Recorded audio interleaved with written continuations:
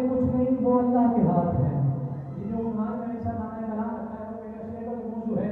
فیصلے کا موضوع ہے توحید، نبوت اور مذہب اثنا عشریہ. اور یہ جو آیت ہے سورہ آل عمران کی، اس کے اندر اس آیت کو آیت توحید کہا جاتا ہے. اس میں پروردگار دو عالم ارشاد فرما رہے ہیں. میں نے ایک جملہ کہا تھا کہ ہر مہینہ کسی نہ کسی وجہ سے افضل ہے. جیسے رمضان کا مہینہ قرآن نازل ہونے کی وجہ سے افضل ہے، رجب کا مہینہ علی کی آمد کی وجہ سے افضل ہے، شعبان انوار قرآن کی وجہ سے افضل ہے. تو اسی طرح ہر مہینہ کسی نہ کسی وجہ سے افضل ہے. تو اسی افضلیت کو دیکھتے ہوئے ایک نازک سا جملہ میں آپ کی بیدار سماعتوں کو ہدیہ کروں. ہر مہینہ کسی نہ کسی وجہ سے افضل ہے. رمضان کا مہینہ قرآن آنے کی وجہ سے افضل ہے. یہ جملہ میں یوں کہوں، رمضان کا مہینہ قرآن آنے کا مہینہ ہے اور محرم کا مہینہ قرآن کو بچانے کا مہینہ ہے.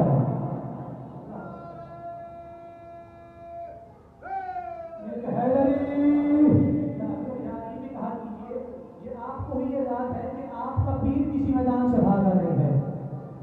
کہا کیجیے آپ سے زیادہ یہاں پر اللہ کے ملائکہ بیٹھے ہیں. آپ سے زیادہ یہاں پہ اللہ کے ملائکہ بیٹھے ہیں. آپ نے کیا نہیں سنی کہ اللہ نے ہر مرد مومن یا منافق ہو یا بدمومن ہو اس کے دونوں کندھوں پر دو فرشتے بٹھائے ہیں. توجہ صاحب محترم، اللہ نے ہر مرد مومن کے فرشتے پر کندھوں پر دو فرشتے بٹھائے ہیں. ان فرشتوں کا کام کیا ہے؟ ایک فرشتہ جب کوئی بندہ نیکی کرنے کا ارادہ کرتا ہے تو خالی کے لمحے اس کو کہتا ہے ادھر نیکی کا ارادہ کر رہا ہے، اس کی لکھ دے. ادھر نیکی کا ارادہ کر رہا ہے، اس کی نیکی لکھ دے. وہ فرشتہ اللہ کی بارگاہ میں ہاتھ جوڑ کے کہتا ہے پروردگار عالم، اس نے نیکی کا ارادہ کیا ہے، نیکی کی نہیں ہے، تو کہہ رہا ہے لکھ دے. جبکہ اس کے مترادف ایسا ہے کہ جب کوئی بندہ گناہ کا ارادہ کرتا ہے یا کوئی گناہ کرتے تو وہ فرشتہ جو لکھ رہا ہوتا ہے اللہ اس کو کہتا ہے اس نے ابھی گناہ کیا ہے، پریشانی کے عالم میں تھا، اس سے گناہ سرزد ہو گیا، اس کا گناہ لکھ مت. وہی فرشتہ اللہ سے کہتا ہے پروردگار دو عالم، تو نے جب یہ نیکی کا ارادہ کر رہا تھا، ابھی نیکی کی نہیں، نیکی کا ارادہ کر رہا تھا، تو نے کہا کہ لکھ دے. میں نے لکھ دیا. اب یہ گناہ کر چکا ہے، میں لکھنے لگا ہوں. تو کہہ رہا ہے اس کا گناہ لکھنا. اللہ کہہ رہا ہے میں علی کا بھی اللہ ہوں، میں رحیم ہوں، میں کریم ہوں، میں سب پر رحم کرتا ہوں. یہ میرا بندہ ہے، علی کا ماننے والا ہے، کسی وجہ سے گناہ کر چکا ہے، لیکن میں چاہتا ہوں اس کا گناہ لکھنا. کیا پتا اس کے دل میں علی کا ڈر آئے اور یہ توبہ کر لے. اللہ علی اس کے دل میں علی کا ڈر آئے اور یہ توبہ کر لے. ہماری مجالس سے درس ہے، اگر ہم نہیں بتائیں گے تو کون بتائے گا؟ توبہ کرنے میں شرم نہیں ہے، توبہ خدا معاف کرتا ہے اور یہ وقت توبہ کا ہے. اب امام کی تلوار بالکل بے نیام ہے، چلنے والی ہے. وہ جو 1400 سال پہلے ظہور کر کے پردہ غیبت میں ہے، اب اس کے خروج کا وقت ہے. اللہ اکبر. اگر اس منبر سے ان مجالس سے یہ درس نہ دے تو پھر ہم کیا کریں؟ گناہ کریں. دو فرشتے بٹھائیں. توجہ ہے کہ نہیں؟ دو فرشتے بٹھائیں. میں بہت تیزی سے پڑھ رہا ہوں. دو فرشتے بٹھائیں. جب کوئی بندہ نیکی کا ارادہ کرتا ہے تو پروردگار حکم کرتا ہے اس نے ارادہ کیا ہے، نیکی کی نہیں، اس کے نیکی نام اعمال میں لکھ دے. مولا کے پاس ایک صحابی آیا، مولا نے فرمایا کہ میں تمہیں بتاؤں کہ دونوں فرشتے ہی مصروف عبادت ہو رہے ہیں. دونوں فرشتے ہی، تمہیں ایسا بتاؤں کہ دونوں فرشتے ہی. میں نے سوال کیا مولا آپ تو فرمائے ہیں کہ ایک بندہ ہے، فرشتہ ہے نیکی والے گائے والا، جب یہ نیکی لکھتا ہے تو یہ قلم کو رکھ دیتا ہے. سب نے سنا ہے نتیجہ اچھا ہو بولیے گا. جب یہ برائی لکھنے لگتا ہے تو یہ قلم کو نیچے رکھ دیتا ہے. مولا عمل بتا رہے ہیں، اگر یہ عمل آپ روز کریں گے تو آپ کی عبادت دگنی ہو جائے گی. مولا عمل کریں. مولا میں بندہ خدا بتاؤں کہ یہ دونوں فرشتے ہی مصروف عبادت ہو جائیں. اس نے کہا مولا جلدی بتائیے، میں ان دونوں فرشتوں کو مسلسل مصروف عبادت رکھنا چاہتا ہوں. تو امام نے فرمایا پھر ہر وقت ہماری جدہ فاطمہ الزہرا کے قاتلوں پر لعنت کیا کرو. جب تم قاتلوں پر لعنت کرو گے، گناہ لکھنے والا گناہ مٹائے گا، نیکی لکھنے والا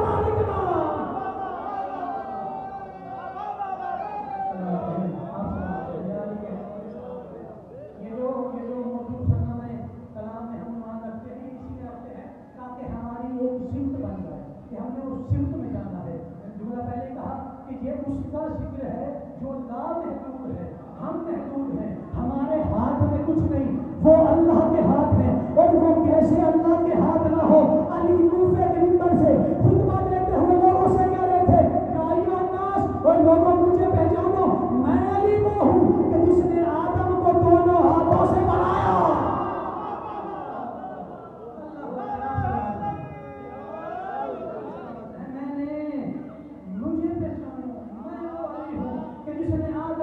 دونوں ہاتھوں سے بنایا. اگر کسی کا کلیجہ کمزور ہو, لائف دی جا رہی ہے, تو قرآن کی آیتیں پڑھ. اللہ قرآن میں کہہ رہا ہے بھائی ہماری کوئی بھی بات قرآن کے باہر نہیں ہوگی, مصطفیٰ کے فرمان کے باہر نہیں ہوگی, کیونکہ 1400 سال پہلے محمد مصطفیٰ نے فرمایا تھا. اور ہم الحمدللہ محمد مصطفیٰ کی سنت پر آج بھی عمل کر رہے ہیں. ہم ان میں سے نہیں ہیں کہ جب محمد مصطفیٰ کہہ رہے تھے لے آؤ کاغذ قلم میں تمہیں تحریر لکھ دوں, تو ان میں سے ایک نے کہا تھا ہمیں اللہ کی کتاب کافی ہے. پھر محمد نے کہا اللہ کی کتاب خالی کافی نہیں, کتاب علی سے ملے گی. کتاب علی سے ملے گی, اور علی کتاب سے ملے گا. یہ میں بتاتا ہوں علی کہاں کتاب سے ملے گا. اللہ تعالیٰ نے کہا کہ میں نے آدم کو دونوں ہاتھوں سے بنایا. سب جو میں نے آدم کو دونوں ہاتھوں سے بنایا. میں نے آدم کو دونوں ہاتھوں سے بنایا. خالی کے لفظ مالی کے لفظ تو وجود رکھتا نہیں. اگر ہم تیرے ہاتھ تصور کر لیں کون ہم شیعوں سے بہتر توحید کو سمجھے گا اور پڑھے گا. ہم پہ فتوے لگاتے ہو کہ ہم علی کو اللہ کہتے ہیں. بابا وہ علی اللہ بننا ہی نہیں چاہتا. وہ علی اللہ بننا پوری ذمہ کے ساتھ لگے ہو. وہ علی اللہ بننا ہی نہیں چاہتا, کیونکہ اس نے کہا تھا پروردگار میں نے تجھے ایسا پایا ہے جیسا میں نے چاہا, اب تو مجھے ویسا بنا دے جیسا تو چاہتا ہے. وہ علی اللہ نہیں بننا چاہتا. علی لا محدود ہے. اللہ کہتی تو حد بن گئی.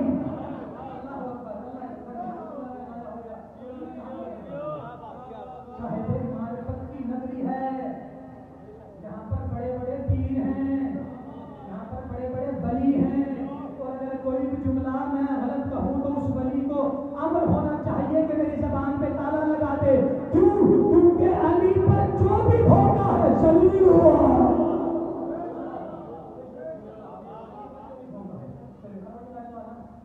تو تو ہاتھ رکھتا ہی نہیں. اگر تیرے ہاتھ مان لیں تو پھر ہم ہیں.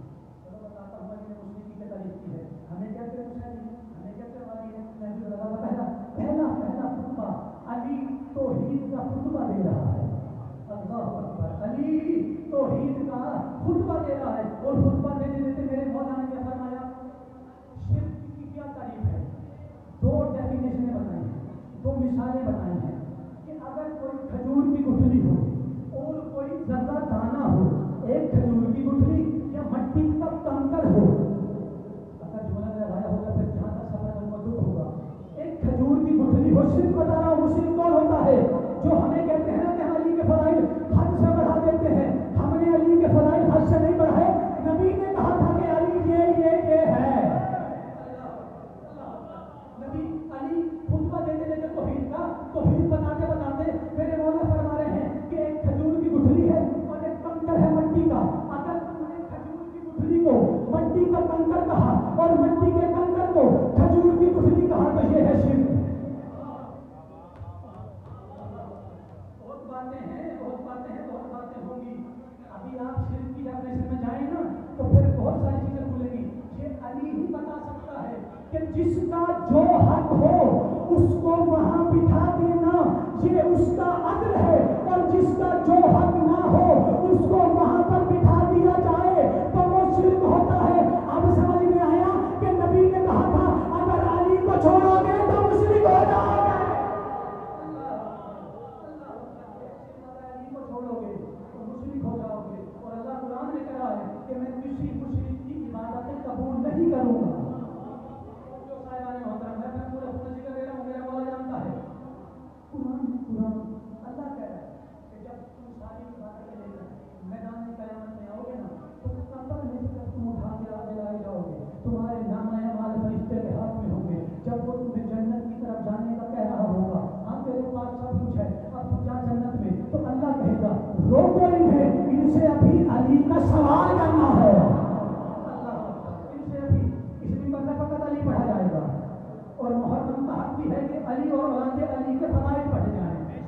کسی کی بات نہیں ہوگی، علی کی بات ہوگی.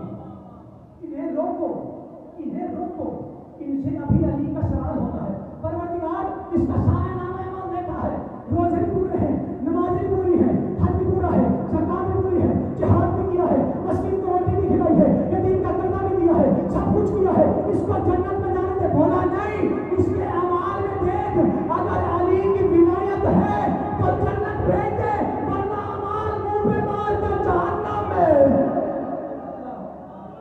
اللہ اکبر. ورنہ اعمال سمیت جہنم میں ڈال دے، اعمال سمیت جہنم میں ڈال دے. ہاں کوئی یہ سمجھ رہا ہو کہ میں بڑا عبادت گزار ہوں، ہاں کوئی سمجھ رہا ہو میں نے بڑے روزے رکھے ہیں.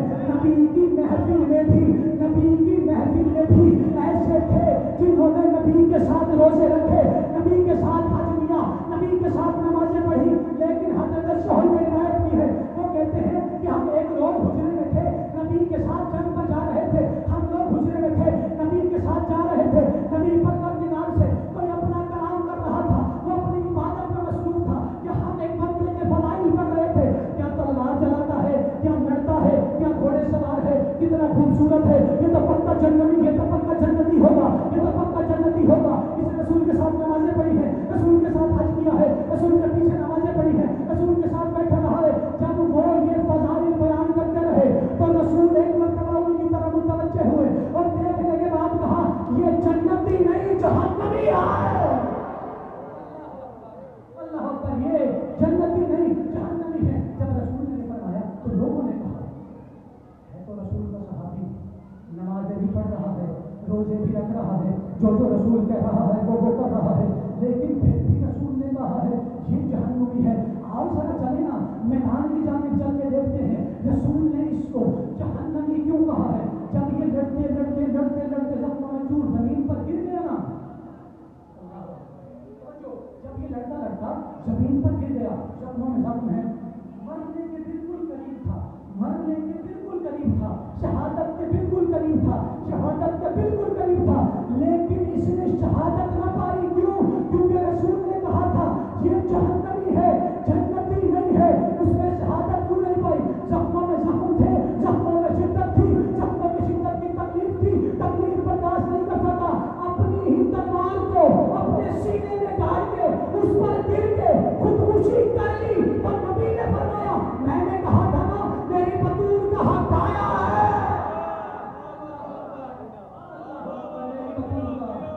ہوتا تو میں اس جملے کی وضاحت کرتا، میں نے کہا تھا نا یہ جہنمی ہے.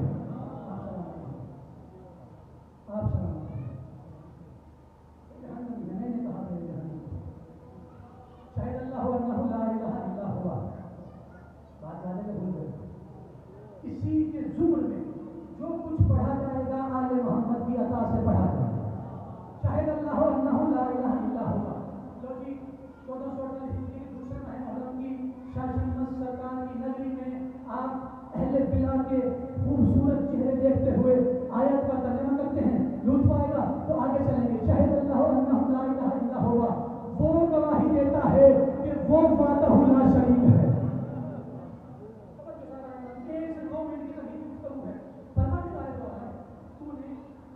آدم کو بھیجا گواہی دی، تو نے نوح کو بھیجا گواہی دی، تو نے اسماعیل کو بھیجا گواہی دی تھی. یا یوں کہ تو نے تمام انبیاء کرام کو دنیا پر بھیجا لیکن گواہی نہیں دی.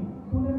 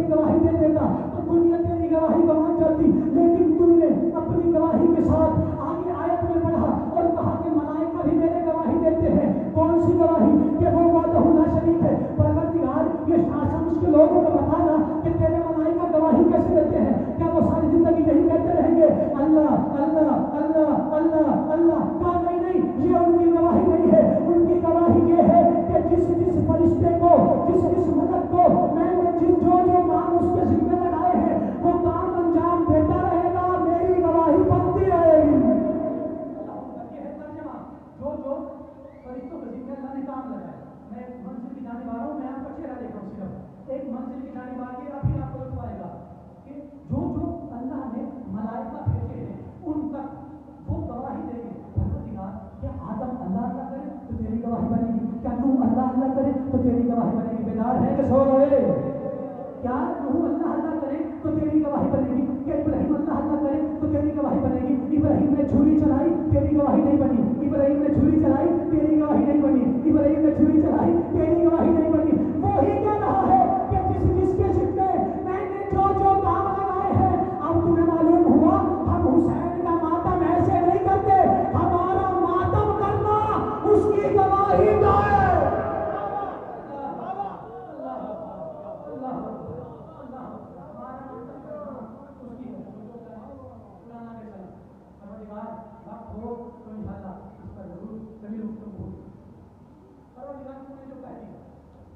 तेरे मलाइका गवाही देते हैं, हमें नहीं समझ में आता कि तेरे मलाइका कैसे गवाही देते हैं। क्या वो ये पढ़ते रहेंगे ला इलाहा इल्लल्लाह, ला इलाहा इल्लल्लाह, ला इलाहा इल्लल्लाह, ला इलाहा इल्लल्लाह?